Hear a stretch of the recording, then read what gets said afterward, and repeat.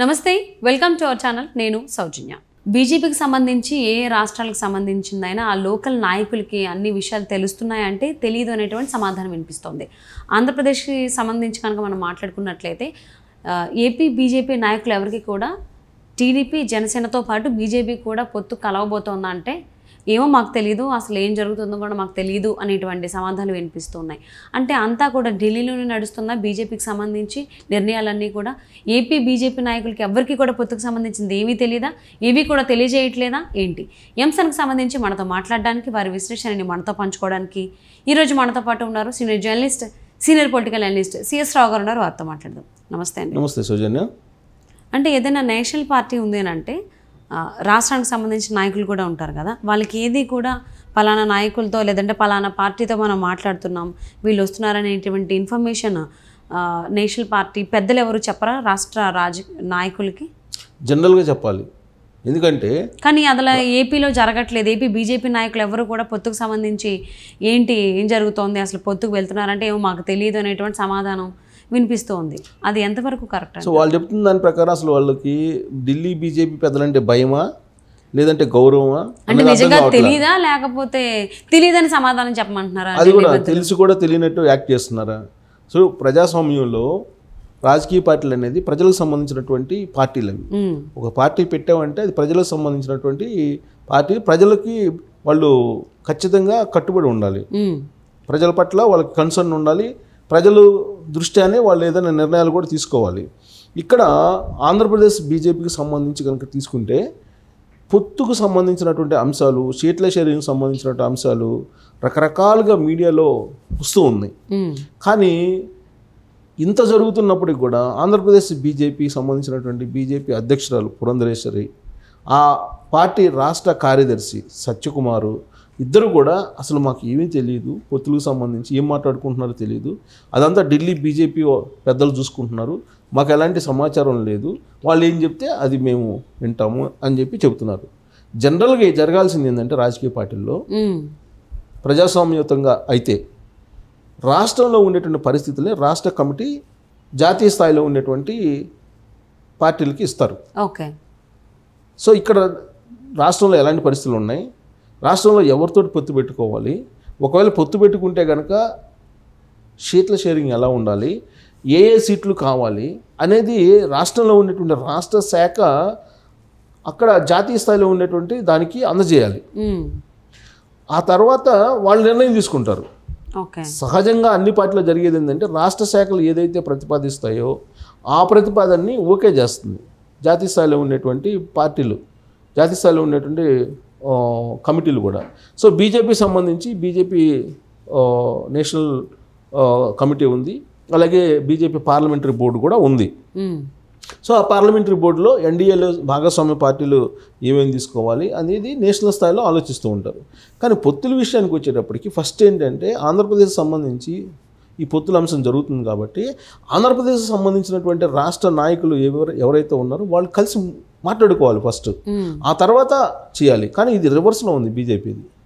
ఈ రివర్స్ వ్యవహారం ఎప్పటి నుంచి వచ్చిందంటే 2 ఎంపీల నుంచి ఇప్పుడు దేశాన్ని ఏలేటువంటి పరిస్థితి నరేంద్ర మోడీ, అమిత్ షా బీజేపీ పార్టీని తీసుకొచ్చారు.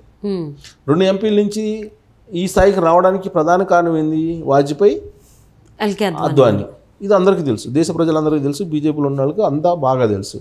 అలాంటి వాజ్పేయి, అద్వానీ ఉన్నప్పుడు బీజేపీ ఎలా ఉండేది? అమిత్ షా, మోడీ ఆధ్వర్యంలోకి బీజేపీ వచ్చిన తర్వాత 2014 నుంచి బీజేపీ ఎలా ఉందనేది మనం చూస్తూ ఉన్నాం. వాళ్ళు కాంగ్రెస్ ముక్త భారత్ అనేటువంటి కాన్సెప్ట్ తోటి దర్యాప్తు సంస్థలను ఉపయోగించేసి వాళ్ళ మాట ఎవరైతే వింటం లేదో వాళ్ళని నానా రకాలుగా ఇబ్బంది పెడుతున్నారనేది దేశవ్యాప్తంగా జరుగుతున్నటువంటి చర్చ. దానికి ప్రత్యక్ష ఉదాహరణ ఇటీవల జరిగినటువంటి హేమంత్ సోరెన్కి సంబంధించినటువంటి అరెస్టు. ఇప్పుడు కేజ్రీవాల్కి సంబంధించి ఆల్రెడీ మళ్ళీ సమన్లు ఇచ్చారు కేజ్రీవాల్ది. సో ఇలా ఈడీల్ని, ఐటీల్ని, సిబిఐని ఇలాంటి వాటిని ప్రయోగించడం ద్వారా ఆ రాష్ట్రాల్లో ఉండేటువంటి పార్టీలని, ప్రాంతీయ పార్టీలను బలహీనపరిచేటువంటి ప్రయత్నం బీజేపీ చేస్తూ తమ వైపు తిప్పుకునేటువంటి ప్రయత్నం చేస్తుంది. కేసీఆర్ భాషలో చెప్పాలంటే వాషింగ్ పౌడర్ నిర్మా సూత్రాన్ని అవలంబిస్తుంది బీజేపీ. ఏంటి వాషింగ్ పౌడర్ నిర్మా సూత్రం అనేది ఫేస్లో నాకు అర్థమవుతుంది. వాషింగ్ పౌడర్ నిర్మా సూత్రం ఏంటి? అది కేసీఆర్ చెప్పారు.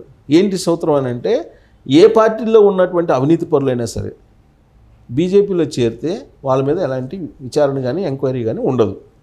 అది వాషింగ్టన్ నిర్మాణం. అంటే ఇతర పార్టీల్లో ఉన్నటువంటి అవినీతి పరులందరూ వస్తే కడిగిన ముత్యంలాగా బీజేపీలో ఉండిపోవచ్చు అనేటువంటి సూత్రాన్ని చెప్తూ దేశవ్యాప్తంగా ఎవరెవరు అవినీతి పరులు బ్యాంక్ డిఫాల్టర్లు ఉన్నారు, వాళ్ళు బీజేపీలోకి వెళ్ళిన తర్వాత ఎంత సేఫ్ సైడ్గా ఉన్నారని ఒకరోజు కేసీఆర్ మొత్తం ప్లే చేసి చూపించారు, స్క్రీన్ మీద ప్లే చేసి చూపించారు. సో వీళ్ళందరినీ చేర్చుకొని వాళ్ళ పక్షాన వీళ్ళందరూ అవినీతి పరులు, వీళ్ళని బీజేపీ చేర్చుకున్నారు. అది వాషింగ్ పౌడర్ నిర్మా, అంటే మురికి బట్టి ఉంటే మొత్తం కడిగేస్తారని వాషింగ్ పౌడర్ నిర్మా యాడ్ వచ్చేది కదా, అందుకని ఈ వాషింగ్ పౌడర్ నిర్మా సూత్రాన్ని బీజేపీ వాళ్ళు అవలంబిస్తున్నారు. అవినీతి పరులందరినీ ఇతర పార్టీలో ఉన్నటువంటి వాళ్ళందరినీ తీసుకొని వాళ్ళ పార్టీలో చేరిన తర్వాత ఎంక్వైరీ లేకుండా చేస్తున్నారు అనేదానికి ఆయన చెప్పారు. అంటే బీజేపీ హైకమాండ్ అంతా ఎలా ఉంది అని అంటే మీరు చెప్పిన దాన్ని బట్టి, సో రాష్ట్ర రాజకీయ నాయకులు ఎవరైతే ఉన్నారో బీజేపీకి సంబంధించి వాళ్ళ నుంచి ఏ రిపోర్టు తీసుకోకుండా అసలు ఎలా ఉంది, ఏం చేయాలి ఏంటి అని, సో అంతా కూడా హైకమాండ్ ఒకటే నిర్ణయం తీసుకుంటుంది ఏ రాష్ట్రానికైనా అసలు ఏం చేయాలి ఏం చేయకూడదని. ఏ రాష్ట్రానికైనా పక్కన పెట్టయితే ఓన్లీ ఆంధ్ర గురించి కనుక మనం మాట్లాడుకున్నట్లయితే అక్కడ ఉన్నటువంటి అధ్యక్షురాల్ని కానీ లేకపోతే స్పోక్స్ పర్సన్స్ చాలామంది ఉన్నారు, వాళ్ళెవరితోని కూడా మంత్రాలు జరపకుండా మీటింగ్స్ ఏం పెట్టుకోకుండా డైరెక్ట్గా పార్టీలకు సంబంధించిన అధ్యక్షుల్ని పిలిపించుకొని డైరెక్ట్గా మాట్లాడడం, వీళ్ళు కూడా లేకుండా అసలు వీళ్ళకి ఏమీ తెలియకుండా అసలు ఏమనుకుంటుంది బీజేపీ హైకమాండ్, అసలు ఏం చేద్దామని, ఏ నిర్ణయం అయినా వాళ్ళిద్దరే తీసుకోవాలా, వాళ్ళే అంతానా? దీనికి ఉదాహరణ ఏంటంటే ఖర్గే చెప్పాడు, మల్లికార్జున ఖర్గే ఏఐసిసి అధ్యక్షుడు ఖర్గే చెప్పారు, ఈసారి మళ్ళా కనుక బీజేపీ అధికారంలోకి వస్తే దేశంలో ఇంక మళ్ళీ ఎలక్షన్స్ ఉండవు, రష్యా అధ్యక్షుడు పుతిన్ మాదిరిగా చేసేస్తారు, మళ్ళీ ఎలక్షన్లు లేకుండా మొత్తం డిక్టేటర్షిప్ వచ్చేస్తుంది అని చెప్పారు. అంటే నువ్వు చెప్పినటువంటి సందేహానికి మల్లికార్జున ఖర్గే చేసినటువంటి కామెంట్ నేను జోడించాను. వాస్తవంగా ఏంటంటే పొత్తుకు సంబంధించి ఆంధ్రప్రదేశ్లో రాష్ట్ర శాఖ ఉంటుంది, బీజేపీ రాష్ట్ర శాఖ ఉంటుంది కదా, దాంట్లో ఒక అధ్యక్షురాలు ఉంటారు కదా, అధ్యక్షురాలు ఉపాధ్యక్షులు ఉంటారు కదా, ఉపాధ్యక్షులు అలా కార్యదర్శులు ఉంటారు కదా, వీళ్ళందరూ ఒక తీర్మానం చేయాలి కదా, రాష్ట్ర శాఖ తీర్మానం చేసి అక్కడ పంపిస్తే దాన్ని ఫర్దర్గా డెవలప్మెంట్స్ చూస్తారు. ఏ పార్టీలో అయినా కాంగ్రెస్ పార్టీ తీసుకుంటే అదే జరుగుతుంది, లేదా ఇప్పుడు జిల్లా కమిటీలు చేస్తే రాష్ట్ర కమిటీలు చేస్తుంటాయి ఏ పార్టీలో అయినా, తెలుగుదేశంలో కానీ లేదా ఇతర ప్రాంతీయ పార్టీల్లో కూడా. సరే ఇది జాతీయ స్థాయిలో ఉన్నట్టు జాతీయ పార్టీ అనుకుందాం, జాతీయ పార్టీ చేసినప్పుడు రాష్ట్ర శాఖ తీర్మానం చేయకుండా చర్చలు చేసేసి వాళ్ళ నిర్ణయాలు తీసుకొని ఈ నిర్ణయాలను ఇంప్లిమెంట్ చేయండి అని చెప్తే వీళ్ళకి ఇష్టం ఉన్నా లేకపోయినా ఇంప్లిమెంట్ చేయాల్సిన పరిస్థితి బీజేపీలో ఏర్పడింది. అంటే రాష్ట్ర నాయకులకి అంత ఇంపార్టెన్స్ ఏం లేదైతే బీజేపీలో లేదని చెప్పి పురంధరేశ్వరి చెప్తుంది. ఇంత జరుగుతున్నా కానీ పొత్తులకు సంబంధించి నాకేం తెలియదు అని చెప్పి ఆమె చెబుతుంది. సత్యకుమార్ కార్యదర్శిగా ఉన్నటువంటి సత్యకుమార్ చెబుతున్నారు, మాకు తెలియదు, ఢిల్లీ బీజేపీ పెద్దలు మాట్లాడుకున్నారు, అది పొత్తులకు సంబంధించి మా పరిధిలో అంశం కాదు, అదంతా జాతీయ స్థాయిలో తేల్చాల్సినటువంటి అంశం అని చెప్పి వాళ్ళు చెప్తున్నారు కదా. ఈవెన్ చంద్రబాబు నాయుడిని రాజమండ్రి జనరల్ జైల్లో పెట్టినప్పుడు కూడా స్పందించడానికి జాతీయ నేతలు ఎవరు ముందుకు రాలేదు, రాష్ట్ర నేతలు కూడా ఎవరు ముందుకు రాలేదు. కొంతమంది వచ్చారు, ఆ వచ్చినటువంటి వాళ్ళ మీద దుమ్మెత్తిపోసారు మరికొంతమంది. అంటే అలాంటి ఇన్సిడెంట్ల మీద కూడా స్పందించడానికి కూడా స్వేచ్ఛ లేనటువంటి నాయకులు ఇప్పుడు ఆంధ్రప్రదేశ్ బీజేపీలో ఉన్నారు అనేది మనం విశ్లేషణ చేసుకోవచ్చు.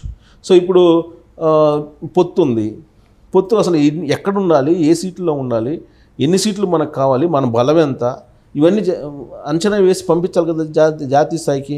కానీ జాతీయ స్థాయిలో ఉండేటువంటి నరేంద్ర మోడీ కానీ అమిత్ షా కానీ మొత్తం వాళ్ళ ఇష్టానుసారం వాళ్ళు తీసుకునే నిర్ణయం ప్రకారం మిగిలినటువంటి రాష్ట్ర శాఖలు వ్యవహరించాలి అనేటువంటి రీతిలో వాళ్ళు వెళ్ళిపోతున్నారు. అంటే మీరు చెప్పిన విశ్లేషణ ప్రకారం ఏమర్థమవుతుందంటే బీజేపీలో రాష్ట్ర నాయకులకు అసలు ఇంపార్టెన్స్ లేదు, వీళ్ళు నామకే వాస్తా ఉన్నారు. సో ఏ రాష్ట్రానికి సంబంధించిన నిర్ణయం తీసుకోవాలి అంటే అది మోదీ అమిత్ షా వీళ్ళిద్దరి మధ్యనే వాళ్ళే తీసుకుంటారు, వాళ్ళు చెప్పింది వీళ్ళు తదా రాజా అంటూ వీళ్ళు పాటించాలి అన్నట్టుగానే అనిపిస్తూ ఉంది. సో మరి దానికి అన్నీ అంటే ఒక నియంతలాగా పాలిస్తున్నారేమో అన్నట్టుగా అనిపిస్తుంది బీజేపీ నాయకులు హైకమాండ్. పురంధరేశ్వరి ఏం చెప్తున్నారు, చంద్రబాబు నాయుడు ఇష్టం, నరేంద్ర మోడీ అడ్డా, అలాగే నడ్డా, అలాగే అమిత్ షా వాళ్ళ ఇష్టం, అది మాకు సంబంధం లేనటువంటి విషయం అని చెప్తున్నారు. రాష్ట్రానికి సంబంధించింది నాకు సంబంధం లేదు అని చెప్పేసి రాష్ట్ర అధ్యక్షురాలు చెప్పడం అనేది ఎంతవరకు కరెక్ట్, ఎంతవరకు భావ్యం అంటారు?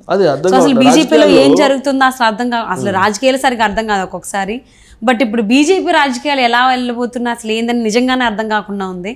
సో అసలు ఏంటనేది రాబోయేటువంటి రోజుల్లో క్లారిటీ వస్తుంది దీని మీద అని చెప్పి ఆశిద్దామండి. And thank you so much for spending your valuable time with us, Rao గారు. Thank you.